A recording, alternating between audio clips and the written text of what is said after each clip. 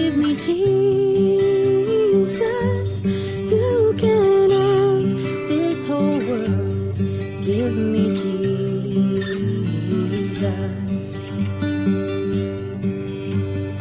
When I am alone, oh, and when I am alone, and when I am alone, give me Jesus.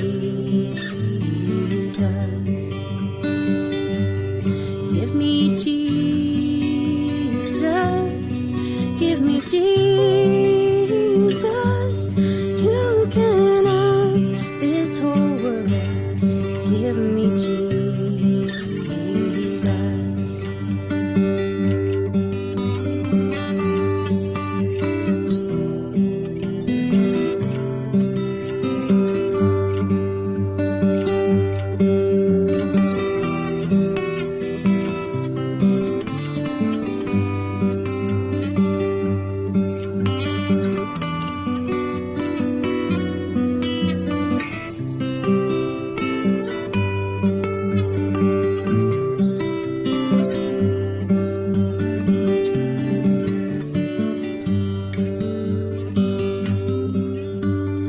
When I come to die, oh, and when I come to die, and when I come to die, give me Jesus.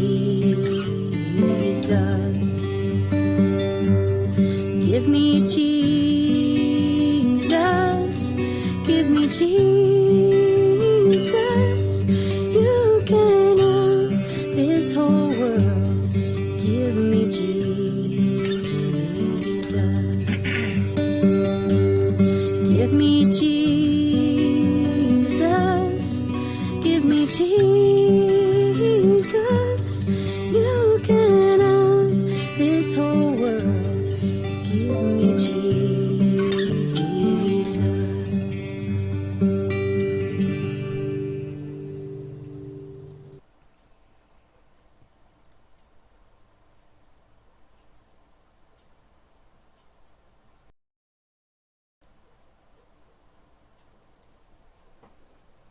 Good morning everyone, ito po ang inyong lingkod, si Pastor Ruel Camia po mula po dito sa Winnipeg, Manitoba, Canada para po sa ating pag-aaral ng Salita ng Diyos ngayong umaga. Welcome po sa Tinig ng Pag-asa.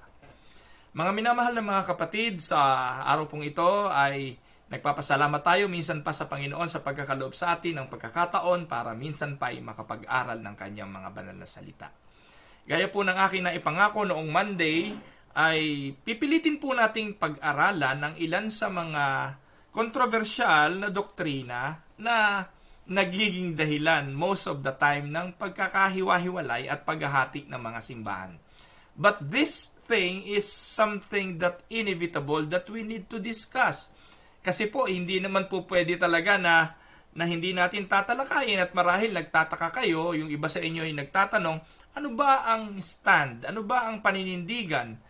Ano ba ang pinaniniwalaan ni Pastor Ruel? Kasi po, gusto ko pong sabihin sa inyo na minsan, kahit na ho pare-parehong simbahan, ay magkakaiba ng pananaw pagdating sa mga issues ng simbahan. Gaya na lang po halimbawa, simpleng-simpleng pananamit, yung kasuotan.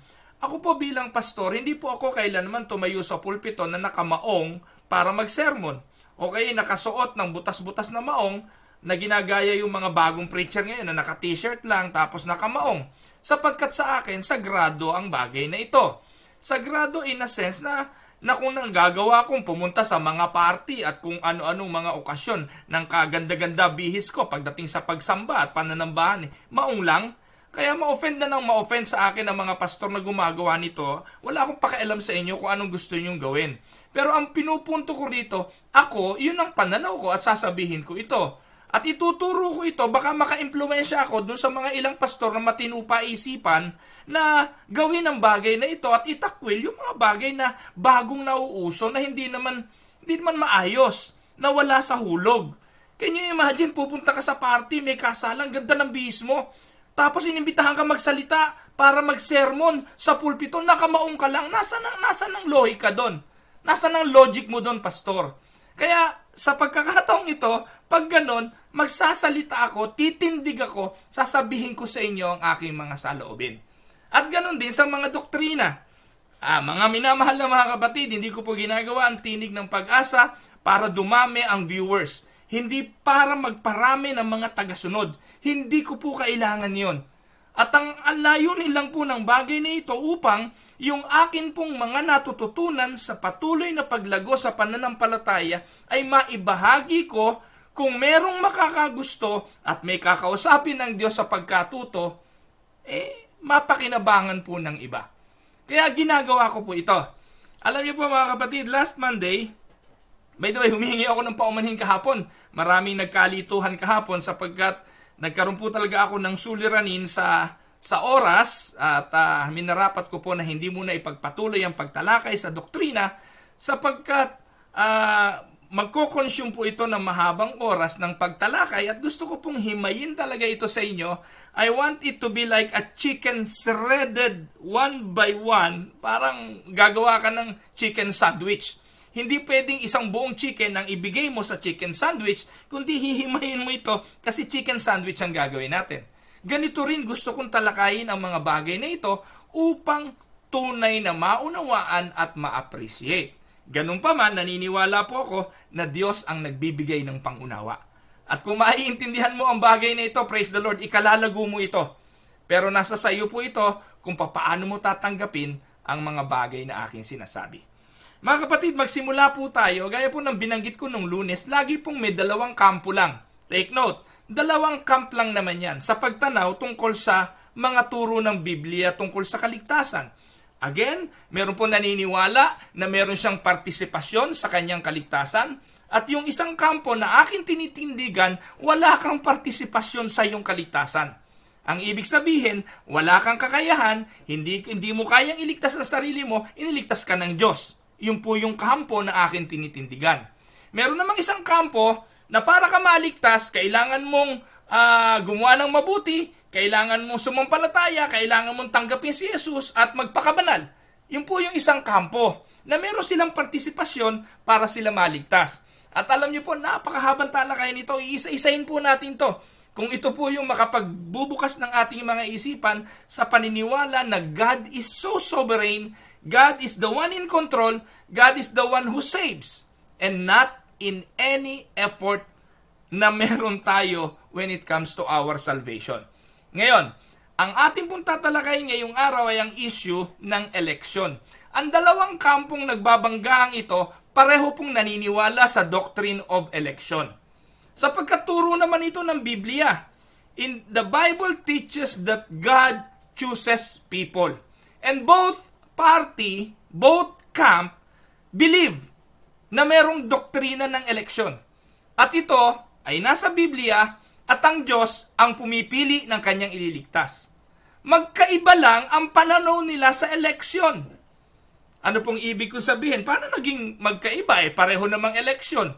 Yung tinitindigan ko, mga kapatid, yung side at pananampalatayang tinitindigan ko ay ito. Ang Diyos ang nag-e-elect ayon sa kanyang free will, ayon sa kanyang kagustuhan, with no things influence from the outside will of God. Ibig sabihin, ako ang Diyos. Halimbawa, ako ang Diyos. Pipiliin ko kung sino ang gusto kong maligtas. Period. Yun po yung tinitindigan ko kasi He is sovereign. Ang Diyos ay marunong, siya makapangyarihan, alam niya ang lahat ng bagay. Siya ang lumikha sa lahat ng tao. Siya ang may kapangyarihang pumili kung sino ang kanyang ililigtas. Nothing more, nothing less. While the other camp, eto, ang Diyos ay pumipili kasi nakita na ng Diyos kung sino ang mga mananampalataya. Nakita ng Diyos na itong si Pedro, babait ito, pipiliin ko ito. Itong si Juan, ito ay mananampalataya sa akin pagdating ng araw, pipiliin ko ito. Mukhang may sense, hindi po ba? Parang may sense naman kasi yung foreknowledge ng Diyos, binabanggit ni Peter yon na nakita na kasi ng Diyos na mananampalataya, kaya pinili yan. Something like that. Magkaiba yung dalawang kampong yon. Nakuha niyo pa mga kapatid? Sana naiintindihan nyo. Magkaibang kampo yon, yung isa na Diyos ang pumipili without any influence on Him, while the other election thing is may influence kasi nakita na ng Diyos beforehand na yung taong yon ay mananampalataya kaya niya pinili yon. May effort yon on the human side. Yun po yung dalawang yon. Ngayon, para ewan ko kung naiintindihan nyo o kung nalilito kayo. Pero ipagpapatuloy ko po ito. Una, tanungin, ano tawag doon? I-define muna natin, what is the doctrine of election?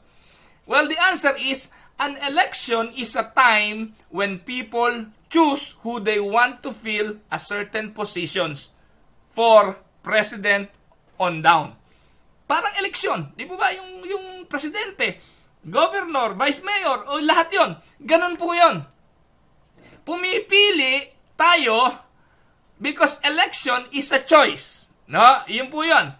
So the biblical doctrine of election, by the way, teaches that God chooses to save some, and by necessity, if He does not choose everyone, then there are some who are passed over. Those he has chosen to save are referred to as the elect, and the one He did not choose are the non-elect. Mark chapter 11 verse 20. So the Bible teaches that God chooses people based on His own purpose and His desire to show grace to undeserving sinners. Ephesians 1:4-6. Mga kapatid, pakinggan niyo po ako. Ang tao, simula nung nagkasala sa hardin ng Eden, ay mamamatay. Physical at spiritual na matay. At dahil po doon, ang kabayaran ng kasalanan ay kamatayan. We are all dead to sin. Imagine ninyo, kung ikaw ay patay, ano ang kakayahan ng isang patay na manampalataya? Ano ang kakayahan ng isang patay? I'm referring to the spiritual. If you are a dead duck, meron ka bang pandama?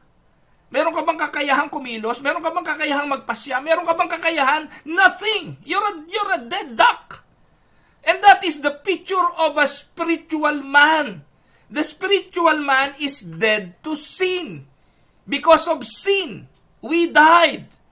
At dahil patay ka, ito yung tinatawag na total depravity of man. Walang kakayahan ang tao na hanapin ng Diyos, nakakiling siya sa masama dahil siya ay patay. Ito ang paglalarawan ng Diyos sa Biblia sa tao. We are all dead to sin.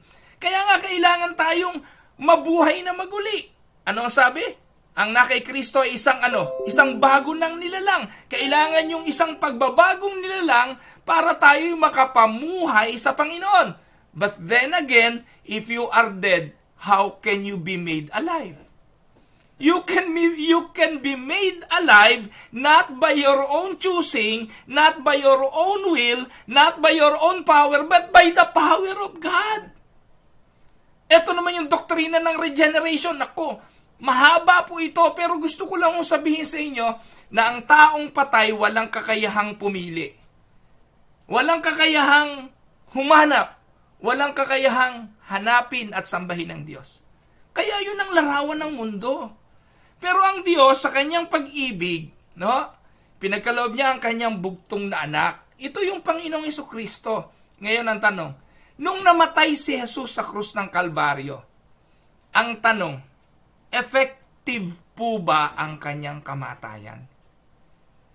Epektibo po ba yung kamatayan ni Jesus sa krus ng Kalbaryo?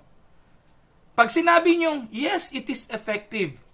Now, tatanungin ko kayo uli, how effective it was? Is it 50% effective? 75% effective? Or is it 100% effective? Pag sinabi po nating 100% effective, yun po yung efficacy na tinatawag.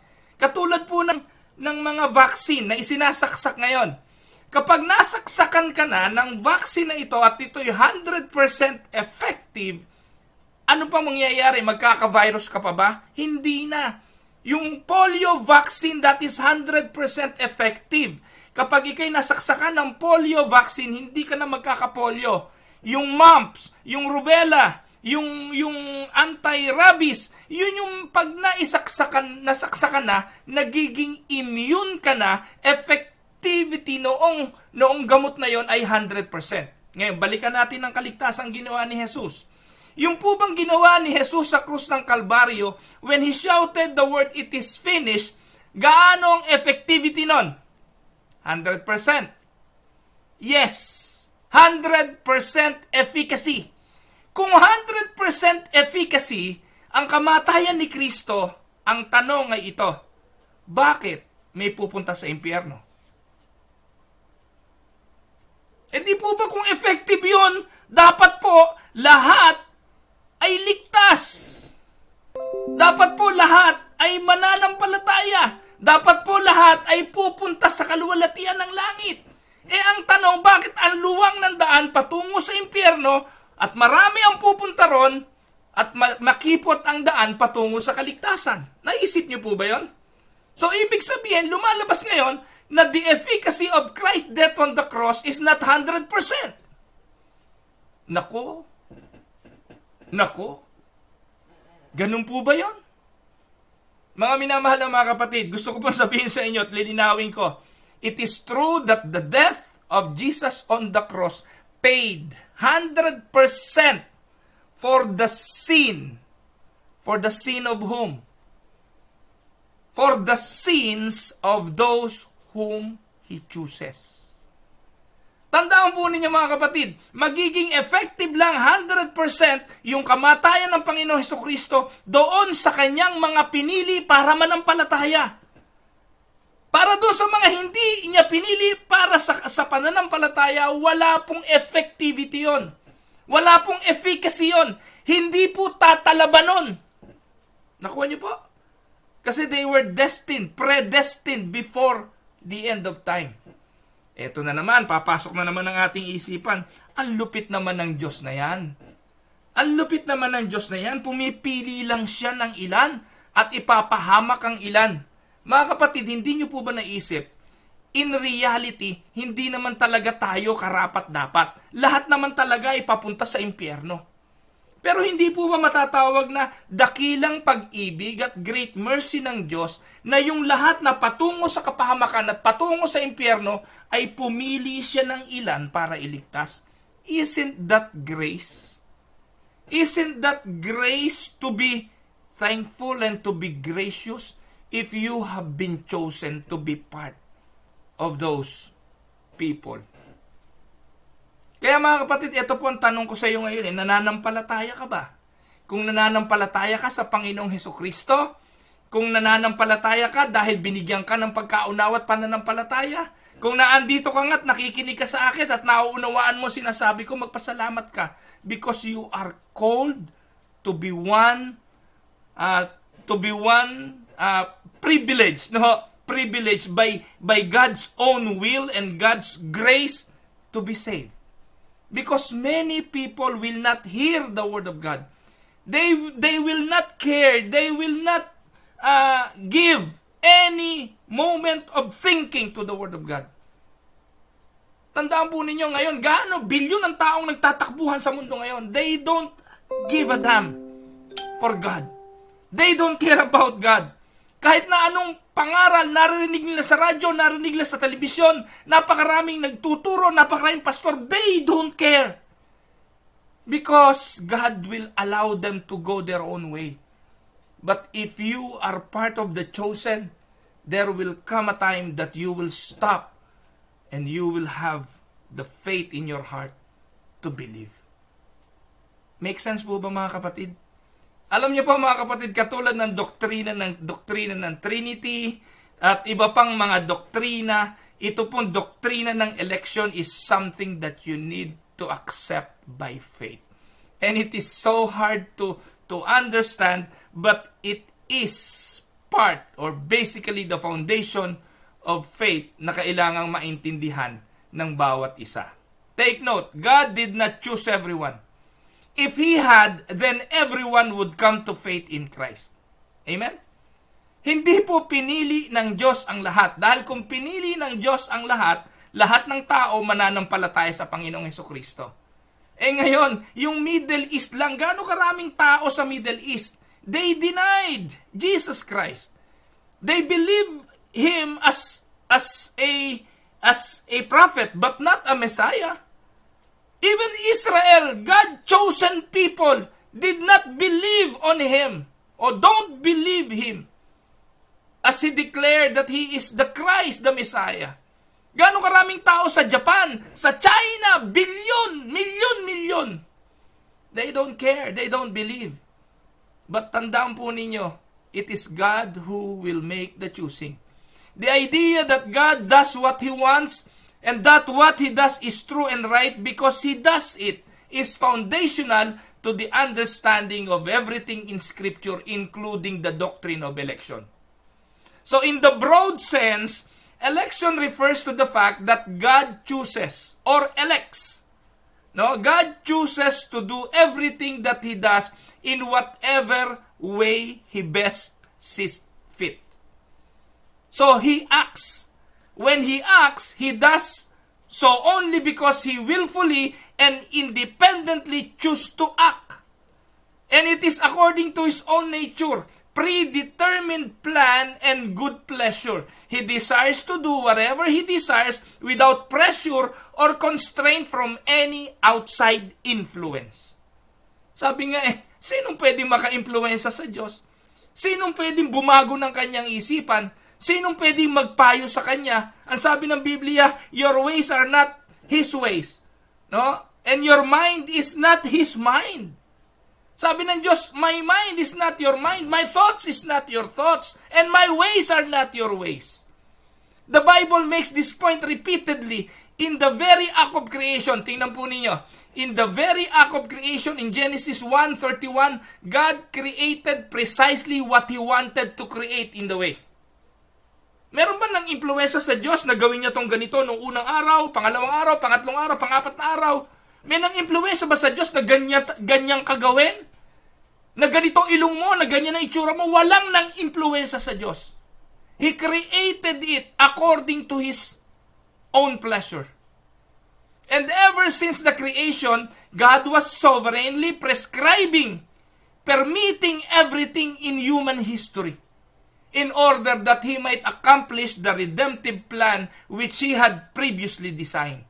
Isaiah 25 verse 1, Isaiah 46:10, Isaiah 55:11, Romans 9:17, Ephesians 3:8-11. Balik-balikan nyo yung mga talatang yan, pagbabasahin nyo, and you will see the doctrine of election very clearly. In the Old Testament, take note, He chose a nation for Himself. Nagtataka ba kayo? Out of all the nations in the world, He selected Israel. Deuteronomy 7:6. Siya ang pumipili. Bakit hindi Pilipinas? Bakit hindi Amerika? Bakit hindi China? Bakit hindi Amerika? Bakit Israel? Of all people, bakit ang mga Hudyo? He chose them not because they were better or more desirable than any other people, but simply because He decided to choose them. Now, ang tanong, ikaw magreklamo sa Diyos. Bakit Israel? Sabi nga ng ibang preacher, bakit nga ba mga Hudyo? But the same would have been true of any other people God might have selected. Bakit nga ba ako? Bakit nga ba ikaw? Bakit nga ba yung mga ibang Kristiyano? Minsan nga sabi, ito maliligtas, ito pinili ng Diyos. Minsan nga yung mga kasama natin sa church na ubod ng reklamador, yung mga kasama natin sa church na mga sasama ng ugali. Pero wala tayong magagawa kung talagang pinili sila ng Diyos Just like what He chose to do with the Jews, with the Israelites. God chooses whomever He chooses for reasons that are wholly His. Amen?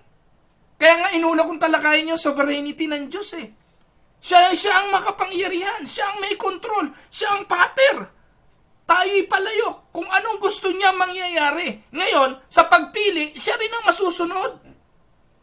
Minsan nga ito intindihin niyo mga kapatid, minsan nga tayo kung ano rin magustuhan natin May nakakapigil ba sa inyo pag nagustuhan niyo talaga? Ngayon, ganun din ang Diyos. ang Diyos, kaibahan lang, He knows all things, He is powerful, He created and predetermined everything according to His will. So, the nation of Israel was not the only recipient in Scripture of God's electing choice. In fact, sa New Testament, si Jesucristo mismo is called Christ. Alam niyo po ba ibig sabihin ng Christ? Luke 9:35, the chosen one. Si Jesus ang panganay. Panganay saan? Panganay sa mga mabubuhay na maguli sa mga patay. Siya ang unang namatay, nabuhay, so siya ang panganay, ang mga mananampalataya na pinili ng Diyos bagamat mamatay ay bubuhayin din. Nako, pahirap na tayo ng pahirap. Pagulo na ng pagulo at maaaring mga aliens na ang mga words nito sa inyo. Pero gusto ko pong sabihin sa inyo, si Jesus ay tinawag din na the chosen one. Yung mga anghel, ang tawag din sa kanila, 1 Timothy 5:21, chosen angels. The New Testament believers, you and me, in Colossians 3:12, are called chosen of God. 1 Corinthians 1:27, 2 Thessalonians 2:13, 2 Timothy 2:10, Titus 1:1, 1 Peter 1:1. Kung dami pang talata. Ipinakikita po ng mga talatang ito that the church is a community of those who were chosen or elect. Ephesians 1:4. Kaya nga anong tawag sa iglesia? Ecclesia. Na ang ibig pong sabihin nito, the chosen, the called out, mga tinawag, mga pinili at tinawag.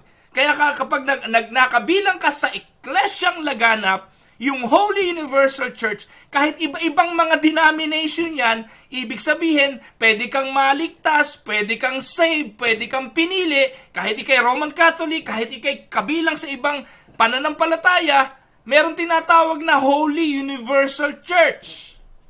Di ba nasa Apostles' Creed yun? I believe in the Holy Universal Church. I believe in the communion of saints, the forgiveness of sins, the resurrection of the body, and the life everlasting. Amen. Nakuha niyo po? Kaya tayo, pwede nga tayong magkakapatid kahit magkaiba tayo ng relihiyon. Magkaiba tayo ng denominasyon. Dahil ang Diyos ang siyang pumipili. Nakuha niyo po? Sabi po ng Biblia, John 15:16, you did not choose me, but I chose you. He was underscoring this very truth, and the New Testament reiterate it in passage after passage. Acts chapter 13 verse 48. Dinescribe po dito yung salvation in this word. Ano po ang sabi? As many has been appointed to eternal life believed. Ephesians 1:4-6. It notes that God chooses us in Him before the foundation of the world, that He would be holy and blameless before Him. He loved, He predestined us to adoption as sons through Jesus Christ to Himself, according to the kind intention of His will, to the praise and glory of His grace, which He freely bestowed on us in the Beloved. So in his letter to the Thessalonians, Thessalonians 1:4, ulitin ko, 1 Thessalonians 1:4, ni-remind dito ni Pablo ang kanyang mga tagapagbasa that he knew God's choice of them and that he was thankful for them because God has chosen you from the beginning for salvation. 2 Thessalonians 2:13. Alam niyo po, the Word of God is very clear. Believers are those whom God chose for salvation from before the beginning. Simple lang yun. Ulitin ko, ang mga mananampalataya, kaya sumampalataya kay Jesucristo, kaya sumampalataya sa kanyang kamatayan at sa kanyang pagliligtas dahil pinili na sila ng Diyos from the beginning. At tinalakay ko na po ito noong nakaraan, yung Romans chapter 9. Romans chapter 9 reiterates the elective purposes of God. Sa talata po ng Romans chapter 9, verse 20, na po, binanggit po doon yung saving love of God for Jacob. and Jacob's descendants. Sabi po roon, God's electing prerogative is clearly displayed. God chose Jacob over Esau, not on the basis of anything Jacob or Esau had done. Nasa tiyan pa lang sila, hindi pa nakakagawa ng masama at ng mabuti. Ang sinabi ng Diyos, I love Jacob, I hate Esau. Sabi po ng Bible, to those who might protest, that is unfair. But Paul simply responds by asking, in verse 20, who are you, O man, who answers back to God? Mga kapatid, many more scriptures could be added to this survey. Yet, as straightforward as the Word of God is, people continually have difficulty accepting the doctrine of election. And the reason, again, is that they allow their preconceived notions of how God should act based on human definition of fairness. Yun lang siya sa human rights. No? Pero tandaan ninyo, minsan po mga kapatid, yung human definition of fairness override the truth of His sovereignty as laid out in the Scripture. Kaya hanggat di nyo natatanggap yung God's sovereignty, yung soberanya ng Diyos to choose whomever He wanted to choose, magkakaproblema po kayo sa pagtanggap sa inyong kaligtasan. And frankly, the only reason to believe in election is because it is found explicitly in the Word of God. No man and no committee, no religious organization originated this doctrine. It is like the doctrine of eternal punishment, in that it conflicts with the dictates of the carnal mind. Di ba? Merong eternal punishment. Paparusahan ng Diyos sa makasalanan sa impyerno to. At yung mga matuwid na pinili niya para kanya iligtas, pupunta sa langit. Pero hanggang ngayon, anong pananaw ng mga tao rito? Unfair yan. They don't believe. At binabago po ito magpahanggang ngayon. Pati yung mga bagong religious movement, ang teaching nila puro love, love, love, love. Puro love of Christ, love of God, pagpapatawad ng Diyos, but they never speak of eternal punishment. Nobody preach about hell anymore. Nobody preach about damnation. Ang mga preaching ng mga pastor ngayon, puro pambobola, puro pag-ibig ng Diyos, mahal ka ng Diyos, kahit sino ka, mahal ka ng Diyos. At ang pag-ibig ng Diyos para sa lahat ng tao. Take note. Huwag niyo pong kakalimutan, ang lahat ng tao ay papunta sa impyerno. Ang lahat ng tao ay papunta sa kapahamakan. Yun ang unang turo. Why? Sapagkat lahat tayo makasalanan. Pero dahil sa pag-ibig ng Diyos, pipili siya ng kanyang ililigtas. At kung sa oras na ito, nananampalataya ka sa ginawa ni Jesus sa krus ng Kalbaryo na siya'y namatay para sa iyo, at alam mo na ikaw ay papunta sa impyerno dahil sa iyong kasalanan, at meron kang pananampalataya at pagtitiwala kay Jesucristo sa krus ng Kalbaryo, then, ibig sabihin, meron kang buhay na walang hanggan. As simple as that. Wala na hong pray over na repeat after me. Kapatid, pray ka sa akin, sunod ka sa akin. Lord, ako po'y makasalanan. Lord, tinatanggap kita bilang Panginoon. Wala naman po sa Bible yun eh. Wala po ako nabasang isang preacher sa Bible na nagsabing repeat after me, sumunod ka sa akin. Mag-pray tayo ng sinner's prayer. There is no way to be found in the Scripture. Isa lang ang nakita ko sa Bible. Lahat ng tinanong ng mga alagad ay ito ang tanong. Nananampalataya ka ba? Si Philip, nang nangaral siya sa eunuch, ang tanong niya, do you believe on this? Ang sagot ng eunuch, yes. Noon din. Noon ding oras na yon. Ang eunuch ay sumunod at nagpabautismo, lumago sa pananampalataya, sumunod sa mga apostol. Mga minamahal na mga kapatid, yung mga pauso kasi ng mga bagong relihiyon ngayon, pinaglololoko lang kayo. Kaya importante maintindihan natin kung papaano ang Diyos ay nagliligtas. Paano na lang kung hindi ka nakapag-pray ng sinner's prayer na yon? Ibig sabihin, impyerno ka na? Paano kung walang pastor na lumapit sa'yo, nagturo ng gano'n, patay ka na, sa impyerno ka na? Ano kapangyarihan ng Diyos na magligtas? Tandaan ninyo, maniwala po kayo o hindi. Kahit yung mga nasa bundok, na walang misyonerong nangaral sa kanila. Kung gustong iligtas ng Diyos, ang bato, ang mga puno, ang mga hayop, ang magsasalita sa kanila ng kabutihan ng Diyos para sila'y manampalataya. And that's my belief. That is my faith. Sapagkat, yung ligtas-ligtas yun Kaya lang naman po kailangan ng mga mangangaral para ano? Para ipaunawa doon sa mga pinili ng Diyos na sila'y pinili ng Diyos para sa kanilang mga paglago sa pananampalataya. As simple as that. Amen? Kaya yung mga preacher, huwag kayong magyayabang na kagagaling ninyong mangaral, kaya yung mga tao nagsisiluhod, nagsisiiyak, nagsisilapit, at nagtataas ng kamay dahil mahusay kang mangaral. Mga kapatid, it is all about God. It is all about God's power. Ang Holy Spirit ang nagbibigay ng conviction, hindi yung kahusayan mong mag-message. And the only reason to believe the doctrine of election is because it is found explicitly in God's Word. Amen? The Word of God presents God as the controller and disposer of all creatures. Daniel chapter 4 verse 35, Isaiah 45 verse 7, Lamentation 3:38. Ulitin ko.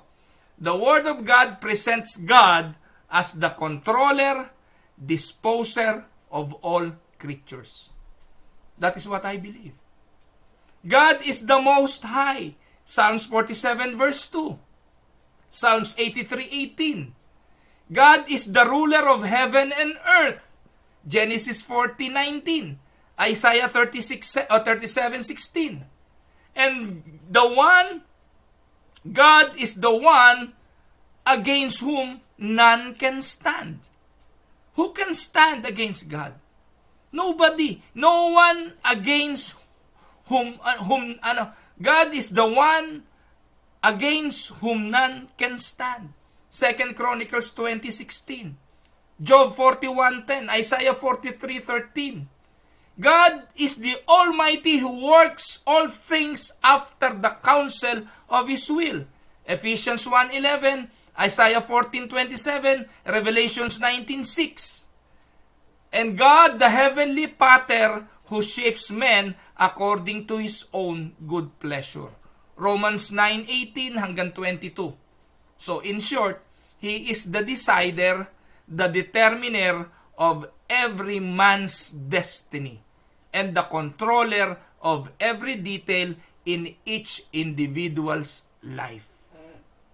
Which is really just another way of saying, He is God. He is in control. He is omnipotent.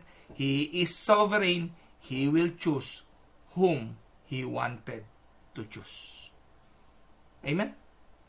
Masyado lang ako komplikadong isipin. Kasi po, nangingibabaw lagi yung isipan ng tao. Ay, unfair yan eh. Sinagot na nga ni Pablo yan eh. Sabi ni Paul sino ka para magsabing unfair ang Diyos? Take note, it is written and very explicit in the Bible, God will choose whom He decided to choose. That is the doctrine of election. Kung medyo malabo pa sa inyo, bukas tutuloy-tuloy pa ho natin to hanggat hindi natin napag-uunawa. Huwag kayong kakalas. Amen? Bukas po, aralin po natin ang tulip. No, ano ba yung tulip? Ayan. So, atin pong aaralin yung doktrina ng tulip para lubusan nating maintindihan paano ang mga pagtuturo ng inyong lingkod tungkol sa kaligtasan. So, join me again tomorrow. Tayo po tumungo, tayo po ay manalangin. Ama naming Diyos na makapangyarihan sa lahat, nagpapasalamat po kami sa iyo, Panginoon, sa araw na ito. Hindi ko po alam kung paano tinitake ng aking mga kapatid ang mga aral na ito, pero naniniwala po ako, kung sila'y pinili mo, they will understand. Kung sila'y pinili mo, they will learn. Kung sila'y pinili mo, they will grow. At naniniwala po ako, Panginoon, ang mga salitang lumalabas sa bibig ng iyong lingkod ay mga salitang hango sa iyong mga salita sa banal na kasulatan. Maaaring may mga tanong, mga pag-aalinlangan, pero naniniwala po ako sa kapangyarihan ng iyong Espiritu Santo, ikaw rin naman ang Diyos na siyang nagpapaunawa nito. Pagkalooban mo kami ng wisdom and understanding, Panginoon. At alam po namin, ito'y foundational sapagkat sa pamamagitan nito, maglalago kami titibay sa pagkakilala sa iyo. At amin po, Panginoong, maiintindihan ang mga malalalim na turo sa iyong mga salita. Pagpalain mo po ang aking mga kapatid, lalo na ang mga may karamdaman. Hipuin mo po ang aking mga kapatid, lalo na po yung dumadaan sa mga pagsubok ng buhay, mga krisis pinansyal, mga krisis sa relationship, at marami pang iba. Naniniwala po ako na hindi mo po kami bibiguin at lagi ka pong nakaagapay at alam mo kung anong mabuti, gawin mo kung anong nais mo na alam naming hindi naman nagkakamali. We believe that you are God. You are in control. You are the decider, the determiner of our destiny. And to that, we believe. In Jesus' name we pray. Amen. Mga kapatid, kaya ako po ito binibigyan ng reiteration, itong bagay na ito, yung sovereignty ng Diyos, sapagkat ito ang magpapalaya sa atin. Saan? Sa mga pag-aalala, sa mga pagkatakot, sa pagkabagabag, at sa marami pang iba. Ang paniniwala na ang Diyos ang may kontrol sa lahat ay magbibigay sa iyo ng kapayapaan. Amen? Sapagkat anuman ang mangyari, alam mo, mayroong bagay na itinuturo ang Diyos. Mga kapatid, kahapon, may share ko lang ho. Nagmamadali po ako na umalis. Kaya po yung mga nakapanood ng Tinig ng Pag-asa, sasaglit-saglit lang po kahapon eh. Dahil kailangan ko pong pumunta sa simbahan, yung appointment ko nga po doon alas 8 dahil final inspection na po noong electrical permit na amin pong ini-apply. So to make the long story short, natapos na po. Finish na. Gusto ko lang i-announce yung pong 465 Atlantic, yung po yung bahay ng Winnipeg Unida Christian Church ay ready na po for occupancy. Ibig sabihin, we can use the building right now anytime we want as long as we are following the protocol ng COVID pandemic na ito. Kaya maraming salamat sa pananalangin nyo. Pero may kwento ko lang po mga kapatid. Kahapon, pag uwi ko, kailangan ko po sunduin naman yung aking bunso kasi ihahatid ko po siya sa school. Kailangan 9 a.m. nasa school na siya. Nakabalik po ako mga kapatid ay 8:45. So ang ginawa ko po, pinatay ko ang makina ng kotse at ang sabi ko po kay bunso, halika na at ihahatid na kita. So sumakay na uli kami ng kotse. Ibig sabihin po, mainit-init pa yung makina ko. Pero kahapon po ay minus 45 degrees centigrade. Can you imagine? Minus 45 degrees centigrade. Ganun kalamig mga kapatid. At ngayon po, ganun pa rin. Ubod ho ng lamig. Sinubukan ko po maghagis ng tubig na mainit. Mamaya po, i-video ko no, para maniwala kayo. Hinyagis ko pong ganun eh. Hindi bumagsak yung tubig. Talagang naging moist. No? Usok. Naging usok. Ganun kalamig. Kaya po mga kapatid, nung paalis na kami, pag susi ko ng kotse, wala ho. Walang lagitik. Umilaw lang, pero walang redondo. Ano ba tawag doon sa redondo? Wala po. Wala yung jig. Walang ganon. Sabi ko, patay. Sabi ko sa anak ko, after a couple of minutes of trying, sabi ko, anak, wala na. Walang pag-asa na to. Hindi ka na makakapasok. So, go back in the house at magbihis ka na at magpahinga. Hindi ka na makakapasok ngayon. There's no way na makakaalis tayo nito. Iisip ako ng paraan. Paano ko ito maipapagawa? So, sa madaling sabi, try. Wala ho. Ngayon, sabi ko, Lord, alam ko naman na lahat ng bagay ay nangyayari ay sa gusto mo. Anong pwede kong gawin, Lord? Ano tinuturo mo sa akin ngayon? What are you teaching me on this experience? Alam niyo po mga kapatid, ako yung hindi laging nakapikit. Ako po yung taong hindi laging nakapikit kung manalangin. Because in everything I do, I always make it a habit to talk to God. Even in my mind. I always talk to Him even at this moment na nakikipag-usap ako sa inyo. Pinapaalam ko sa Panginoon ang aking puso na tulungan akong bigyan ng wisdom habang kausap ko kayo. At ganun din ako kahapon. Alam niyo po, pumasok sa isip ko, sabi ng isipan ko, siguro utos na ng Diyos yun, go call your mechanic. No, tawagan. At tanungin. Pero iniisip ko, paano ito madadiagnose ng mekaniko kung wala naman siya? No. So, pero ganun pa man, tinawagan ko yung mekaniko ko, sabi ko, may ilaw naman. Sabi niya, hindi kaya baterya, pastor? Sabi ko, I don't think baterya, kapapalit lang natin ito eh. Wala yan, pastor. Natulog lang ang starter. Sabi ko, meron ba nun? Natutulog ba yung starter? Sabi ko, paano ko gigisingin to? Ay, cambio nyo. Paglaruin nyo yung cambio. Lagay nyo sa drive, lagay nyo sa neutral, lagay sa drive, lagay sa neutral. Pagkatapos, paglagay nyo sa neutral, i-start nyo. Hindi ko kayo maniwala. Pag ganun nga ginawa ko, pag-start ko, umandar. So, natutuwa ako at ang una kong pinasalamatan, hindi yung mekaniko. No? Pangalawa ko na lang siya pinasalamatan. Ang una kong pinasalamatan ay ang Panginoon. Sabi ko kasi, kahapon mga kapatid, with minus 45 degrees centigrade, napakabigat ang walang sasakyan. Pero, sa kabila ng mga bagay na yun, paano kung hindi ginawa yun ng Diyos? Still, kung hindi niya ipinaayos, kung hindi ko natawagan yung mekaniko, kung talagang nasira yung kotse ko, still, andun pa rin yung aking paniniwala na may Diyos na may control at gagawa siya ng paraan. Kaya sa araw-araw ng mga karanasan natin sa buhay, paniwalaan lang natin na merong Diyos na nakatingin at sumusubaybay sa iyo, ikaw na kanyang anak, magiging payapa ka. So believing the sovereignty of God and believing that He chose me to be part of His church and to be His son or daughter gives me peace of mind. Amen? Kaya, yung mga alala ng alala dyan, yung mga laging takot na takot dyan, yung mga laging punong-puno ng mga pagrereklamo, isa lang ibig sabihin yan. You don't believe in the sovereignty of God. You don't fully trust God's sovereign will. And maybe you don't believe that God chose you to be His son or daughter. Amen? Sige po mga kapatid, hanggang bukas po ay babati pala muna tayo.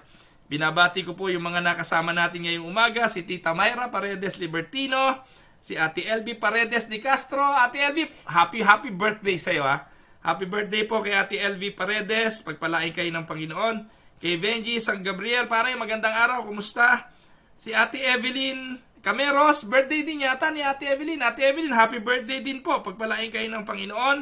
Kay Ate Nene Enriquez, kay Ate Agi Victa, kay Ate Cora Dolor, kay Tito M.A. Paredes, magandang araw. Kay Kuya David Manipol, Kuya Noel, hindi po ito ecumenism. No? Well, ecumenism per se, believing that we are part of one body of Christ, then that's true. No po? Iba-ibang denomination tayo, but we believe in one universal church. That is ecumenism per se, na hindi nangangahulugan na isang denomination lang. Pero there's different views on ecumenism. Yeah, so I hope ibang araw matatalakay natin yan, Kuya Noel Lapus. Ate Tess Paredes Chu, magandang araw po. Ate Delia Magkawas and kay Kuya Ban Magkawas, magandang araw po. Ate Angelina Saria, magandang araw po. Marivi Frias, magandang araw. Ate Ai Advincula, magandang araw. Kay Ana at kay Nanay Saleng Santiago, Nanay Saleng de Castro, pagpalain po kayo ng Panginoon. Ganon din po kay kapatid na, pakinggan na pala si Ate Saling. Ate Saling pakinggan. Kay Jacqueline Kamingal, kay Eric Advincula, kay kapatid na Jun Santo Tomas, kay Ate Judith Advincula, kay Nanay Belen Olaes, kay Kuya Rodante Kerubin, kay Nanay Carolina Bukiran, salamat po sa panonood Nanay Carolina, kay kapatid na Mercedita Lopez, kay Marivi Frias, kay Lily Camyalu, magandang araw bunso, kay Maani Katimbuhan Jimenez, magandang araw, kay Hasmin, Ate Hasmin Lucero, magandang araw po, kay May Atanasio, magandang araw. Flight na pala si Nanay Merly sa Sunday. Ako, hindi ko na nakita si Nanay Merly. Ate May, sasama ko sila sa prayer. Ganon din, Ate May Kapilyar, magandang araw po sa inyo. Ate Cora Dolor, kapatid na Marivic Clara, Kuya Noel Andamo. Ayan, pagpalain kayo ng Panginoon. Ate Vanji Magnayi, Kuya Eric Maynez, Jaconisa Vivian Del Rosario, magandang araw po. Ate Marie Cruz, magandang araw po. Marites Villanueva, Kuya Reynaldo Alcantara, Nanay Elong Santarin, Raquel Villanueva, Ate Ellen Gonzales, Ate Emma Moniz, magandang araw. Ayan. Sino pa ba? Lina Joy Gatdula, magandang araw. Pastor Jimmy Antonio, magandang araw. Ate Elsa de la Marter, magandang araw po. Ate Neneng Sintos, kapatid na Alitz Cortez. Ayan. Ate Bel Gaslani, magandang araw kapatid. Kapatid na Henry de la Cruz. Si Marie Visto, magandang araw. At yun.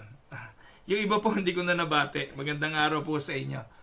At I hope bukas kung nagnanais po kayong patuloy na mag-aral, alam nyo, that's the reason why I don't want to discuss doctrine, because I want it to be interactive wherein you can ask question to clarify. Kasi po ang hirap pag wala hong hindi po nakaklarify. But you can put your questions in the comment and we will discuss that. It will be part of our discussion sa mga susunod nating pagtalakay. Kapatid na Randy Causaren, Agnes Causaren, pagpalain kayo ng Panginoon. At again, see you tomorrow. Ito po ang inyong lingkod, si Pastor Ruel, para po sa Tinig ng Pag-asa. God bless everyone.